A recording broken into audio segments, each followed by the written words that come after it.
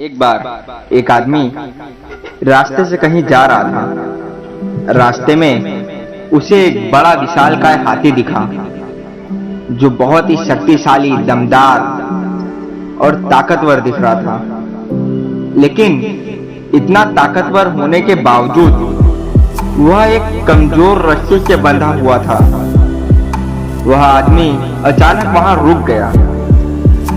उसने देखा कि इतना विशाल हाथी है, इतना बड़ा हाथी है, लेकिन इतने कमजोर रस्सी के सहारे ये कैसे बंधा रह सकता है, जबकि इस हाथी में तो इतनी शक्ति है कि वह बड़े से बड़े पेड़ों को, पहाड़ों को हिला दे। वह चाहे तो जंजीर को तोड़ सकता है और आजाद हो सकता है, लेकिन इतनी कमजोर रस्सी के सहारे ये यहाँ पर बंधा क्यों है?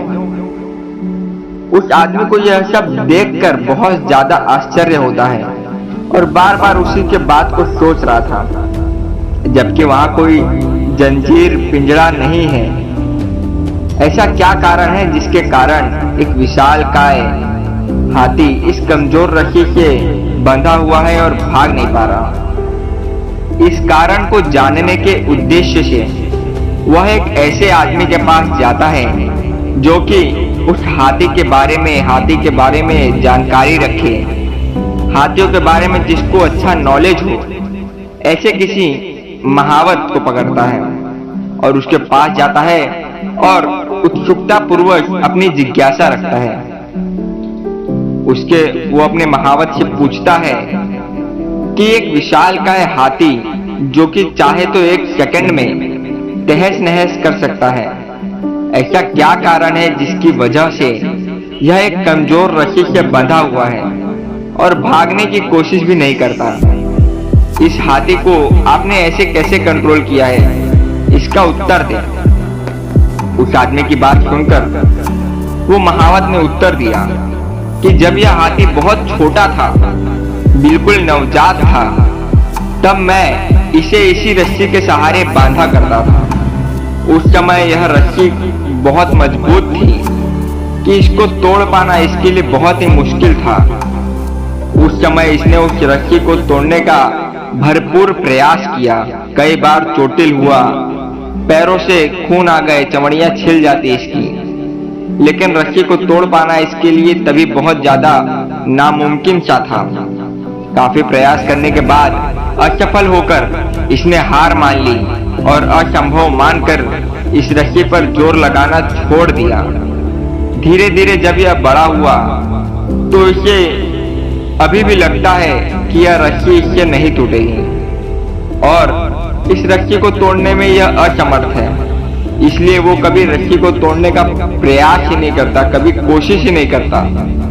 आज जब यह एक बलवान, एक विशालकाय हाथी है, लेकिन फिर भी इसे यही लगता है कि यह रस्सी इससे नहीं टूटेगी। हालांकि यह किसी भी समय इस रस्सी को तोड़कर अपने आप को इससे बंधन मुक्त करके जा सकता है, लेकिन बचपन की हार को इसने जीवन की हार मानकर यह अब कोशिश ही नहीं करता। फलस्वरूप यह केवल एक कमजोर रस्सी से यहाँ बंधा रहता है। यह बात जानकर उस व्यक्ति को बहुत ही आश्चर्य हुआ।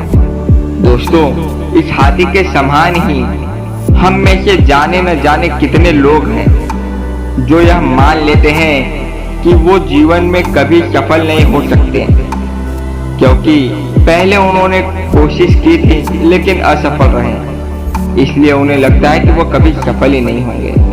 हो सकता है उस बालक हाथी के समान हम पूरी ताकत से कोशिश न कर पाए हों, लेकिन इस समय आप किसी काम को करने में समर्थ हैं, लेकिन प्रयास नहीं कर रहे हैं। यह सोच कर ही पहले आप असफल हुए थे।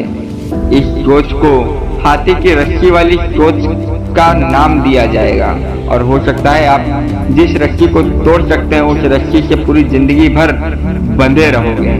इसलिए कोशिश करना मत छोड़िए, कोशिश जरूर करिए।